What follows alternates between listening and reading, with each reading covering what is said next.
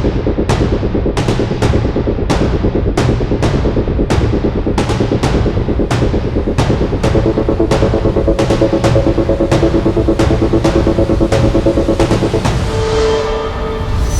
मसीह की। मेरा नाम है पास्टर राजेश केदावी। सबका इस वीडियो में स्वागत हो। यीशु मसीह आपको और आपके फैमिली को आशीष करे और सुरक्षित रखे।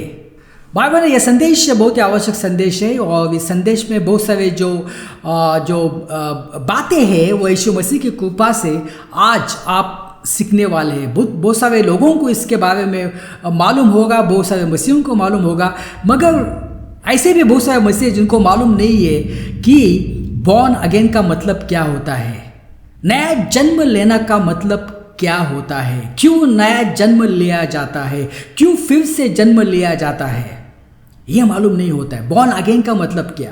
और आपने भी ये सुना होगा ये वर्ड, जब आप कोई भी मिनिस्ट्री में जाते रहेंगे या तो बहुत सारी बाइबल में भी पढ़ा होगा, किसी ने आपको बताया होगा कि क्या आप बॉर्न अगेन मसीह है या नहीं। बहुत सारे मसीहों को मालूम नहीं पड़ता है। उनको लगता है कि बॉर्न अगेन का मतलब होता है कि मैं क्रिस्ती फैमिली से आया हूँ, क्रिश्चियन फैमिली से, मैं बॉर्न अगेन हूँ, मेरा बैप्टिज्म हो गया, मैं बॉर्न अगेन हूँ, मैं चर्च जाता हूँ, मैं सब टाइट देता हूँ, मैं सब फेस्टिवल्स को मनाता हूँ, मैं कन्फर्म हूँ चर्च में, मैं मास को जाता हूँ, मैं बॉर्न अगेन हूँ। भाई बहनों, ये इसका मतलब नहीं है। बॉर्न अगेन होने का मतलब कुछ अलग है। बॉर्न अगेन जो है उसको ही कहते हैं उद्धार, नया जन्म लेना। क्योंकि पहला जन्म जो हमने लिया था वो माँ की कोख से लिया था, और उसमें जो था उसमें आदम का बीज था, आदम का करप्शन था। तो आदम का बीज हम में होता है, तो वो मिटाना बहुत आवश्यक है। क्योंकि जब हम मिटाएंगे नहीं है, तो जब परमेश्वर का बीज नहीं आ जाएगा तब तक हमें परमेश्वर की बातों का पता नहीं चलेगा, तब तक हमें कुछ बाइबल के बारे में पता नहीं चलेगा, और तब तक हम परमेश्वर के राज्य में जा नहीं सकते, हम स्वर्ग जा नहीं सकते। यीशु मसीह ने जो है वो निकोडेमस से कहा कि जब तक तुम्हारा नया जन्म नहीं होता है, जब तक तुम परमेश्वर से जन्म नहीं लेते हो, तब तक जो है आप स्वर्ग में प्रवेश नहीं कर सकते हो, परमेश्वर के राज्य में प्रवेश नहीं कर सकते हो। ऐसा यीशु मसीह ने निकोडेमस से कहा। क्यों कहा यह हम देखते हैं अभी। यूहन्ना 3:1 से पढ़ेंगे। फरीसियों में से एक व्यक्ति था जिसका नाम निकोडेमस था। वह यहूदियों का सरदार था। वह रात को यीशु के पास आया और उसने कहा, रबी, हम जानते हैं कि तू परमेश्वर की ओर से आया हुआ एक शिक्षक है, क्योंकि जब तक कोई व्यक्ति परमेश्वर के साथ न हो वह तेरे जैसे चमत्कार नहीं कर सकता। अभी ये जो व्यक्ति था यह फरीसी था, इसका नाम निकोडेमस था, फरीसी था, और वह साथ में यहूदियों का एक सरदार था। तो एक साधारण यहूदी नहीं था। फरीसी का मतलब वो जो एक रिलीजियस लीडर, जिसको आज हम कह सकते हैं पास्टर, बिशप, फादर, ये सब हम कह सकते हैं। तो उसको सब नॉलेज था, उसको सब तोरा का नॉलेज था, जो भी नबी थे उसके बारे में उसको पता था, परमेश्वर के बारे में पता था। वो यहूदियों का सरदार था, मगर तो भी वो यीशु के पास आया क्योंकि उसको जाना कि यीशु मसीह कुछ अलग है। उसने यीशु मसीह के बारे में सुना होगा, देखा होगा कैसे अद्भुत चमत्कार यीशु मसीह ने किए, इसलिए वो यीशु मसीह के पास आया था। वो रात को आया था क्योंकि फरीसी लोग जो थे वे यीशु के खिलाफ थे। यीशु की शिक्षा उनको पसंद नहीं आती थी, इसलिए ये जो था वो रात को आया। अगर सुबह आता लोग देखते तो लोग जो है उससे खुश नहीं होते, उसको सब कुछ खोना पड़ता। वो यीशु के पास आया, खुशी की बात है। मगर जब आप निकोडेमस का हिस्ट्री आप पढ़ेंगे, बाइबल में नहीं, क्योंकि बाइबल में इसके बारे में कुछ लिखा नहीं है, मगर हिस्ट्री बुक्स में पढ़ेंगे तो ये जो निकोडेमस है 2 साल के बाद उसने सब कुछ छोड़ा और यीशु के पीछे चला गया। जैसा पौलुस सब कुछ छोड़ा, यीशु के पीछे हो लिया। बहुत मुश्किल था सब कुछ छोड़ना, क्योंकि ये बड़े लोग था, मगर उसने छोड़ा। क्यों छोड़ा? क्योंकि ये जो मुलाकात हो गई यीशु के साथ, उसका जीवन बदल गया। उसने कहा कि तू परमेश्वर से आया हुआ है, तू एक शिक्षक है। मालूम नहीं था यीशु कौन है। उसने कहा यीशु तू शिक्षक है।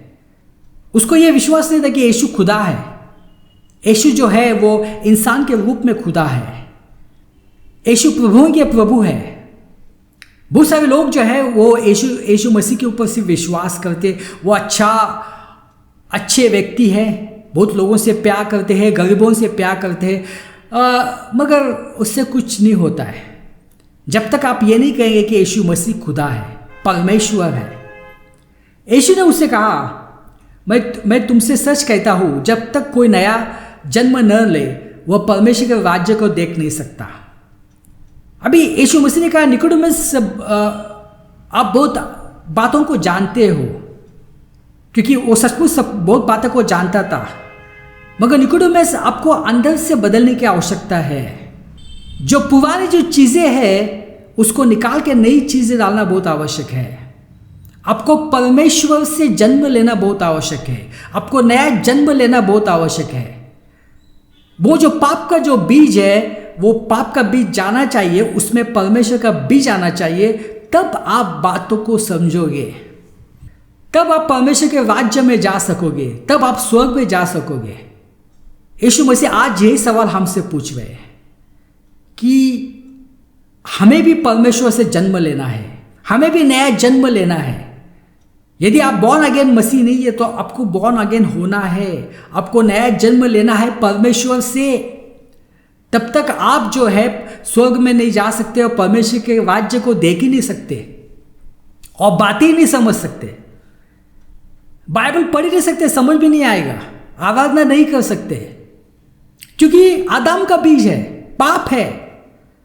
और बाइबल कहती है कि सबने पाप किया है और सब परमेश्वर से महिमा से वंचित है। क्यों हमें उद्धार चाहिए? क्यों हमें परमेश्वर से हमें जन्म लेना है? क्यों हमें नया जन्म लेना? उसकी वजह क्या है मैं आपको बताता हूँ। आइए हम जाएंगे इफिसियों 2:1-5। तुम अपने अपराधों और पापों के कारण मरे हुए थे, जिससे तुम पहले इस संसार की रीति पर चलते थे और उस शासक के अधीन थे जो अभी भी आज्ञा न मानने वालों में कार्य कर रहा है। हम सब भी उनमें पहले अपने शरीर की अभिलाषों में जीवन व्यतीत कर रहे थे। तो भाई और बहनों, यहाँ पे क्या लिखा है कि जब हम पाप में होते, अपराधों में होते, हमारी अवस्था मरे हुए व्यक्ति जैसे होती है। तो बहुत सारे लोग आज मर गए पाप के वजह से, बाहर से तो जिंदा है मगर अंदर से मर चुके हैं। बहुत सारे जो क्रिश्चियंस है वो अंदर से मर चुके हैं, बाहर से वो जिंदा है, अंदर से मर चुके हैं। पाप के कारण आदम का बीज है। इसलिए हमें परमेश्वर की बातें समझ में नहीं आती है, क्योंकि हम मरे हुए अवस्था में हैं। अगर यही मरे हुए अवस्था में हम जीवन जिएंगे तो हमारा जीवन आशीषित नहीं होगा, और यहां से जब हम जाएंगे तो नरक में जाएंगे, क्योंकि हम मर चुके हैं। आदम का बीज है, पाप है, और पाप का जो परिणाम होता है वो है मृत्यु। आइए आगे पढ़ते हैं। परंतु जब हम अपराधों में मरे हुए थे, हमें मसीह के साथ जीवित किया, अनुग्रह से तुम उद्धार पाए हो। जब हम मरे हुए थे, हम पापी अवस्था थे, यीशु मसीह ने हमको नया जन्म दे दिया, हमको मृत्यु अवस्था से जिंदा किया। उसको ही कहा जाता है बॉर्न अगेन। इसलिए परमेश्वर से जन्म लेना बहुत आवश्यक है, नहीं तो हम मृत्यु के अवस्था में रहेंगे और वो हमारे कर्मों से हम खुद को जीवित नहीं कर सकते हैं। बॉर्न अगेन जो है वो हमारे कर्मों से हम बन नहीं सकते हैं, हम यीशु मसीह की कृपा से बन सकते हैं। बाइबल क्या कहती है? अनुग्रह से तुम उद्धार पाए हो, अनुग्रह से तुम्हें उद्धार मिला है, अनुग्रह से तुम बॉर्न अगेन मसीह हो, तुम्हारे कर्मों से नहीं है। कुछ लोग कहते हैं कि मैंने बैप्टिज्म लिया इसलिए मुझे उद्धार मिला है। ये गलत बात है। आप अपने कर्मों के ऊपर विश्वास करते हो। बैप्टिज्म एक कर्म है।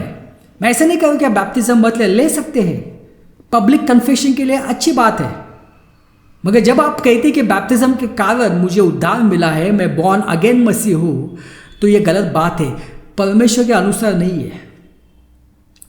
क्योंकि हम बॉर्न अगेन कैसे बनते हैं, बाइबल क्या कहती है? इफिसियों 2:8-9, क्योंकि विश्वास के द्वारा अनुग्रह से तुम उद्धार पाए हो, और यह तुम्हारा नहीं है, परमेश्वर का वरदान है, और यह कर्मों से नहीं, ताकि कोई घमंड न करे। ये तुम्हारे कर्मों से नहीं है, ये तुम्हारे अच्छे कर्मों से नहीं है, क्योंकि तुमने 10 अच्छे कर्म किए होंगे मगर 50 बुरे कर्म किए। ये परमेश्वर से अनुग्रह से मिलता है। परमेश्वर से अनुग्रह से हमें उद्धार मिलता है। ये परमेश्वर का वरदान है, हमें सिर्फ उसको एक्सेप्ट करना है। तो इसलिए बहुत आवश्यक है कि परमेश्वर से जन्म लेना। पहला जन्म मां की कोख से हुआ था, मगर बहुत आवश्यक है। जब हम धरती पे आ गए तो हम मर गए, तो जिंदा होना बहुत आवश्यक है, नया जन्म लेना बहुत आवश्यक है, और वही यीशु मसीह ने किया है। आखिरी वचन पढ़ेंगे यूहन्ना 1:12-13। पर जिन्होंने उसे ग्रहण किया है, उन्होंने अर्थात जो उसके नाम पर विश्वास करते हैं, उन्हें परमेश्वर की संतान बनने का अधिकार दिया। वे न वक्त से, न शरीर की इच्छा से, और न किसी मनुष्य की इच्छा से, परंतु परमेश्वर से जन्मे हुए हैं। जब हम परमेश्वर से जन्मे होते हैं, जब हम बॉर्न अगेन होते हैं, जब हमारा उद्धार हो जाता है, तो हमें परमेश्वर की संतान बनने का अधिकार मिलता है। हालेलुया। आइए हम प्रार्थना करते हैं। पिता परमेश्वर, धन्यवाद देते हैं समय के लिए। ये सब प्रार्थना यीशु मसीह के नाम से करता हूँ, आमीन।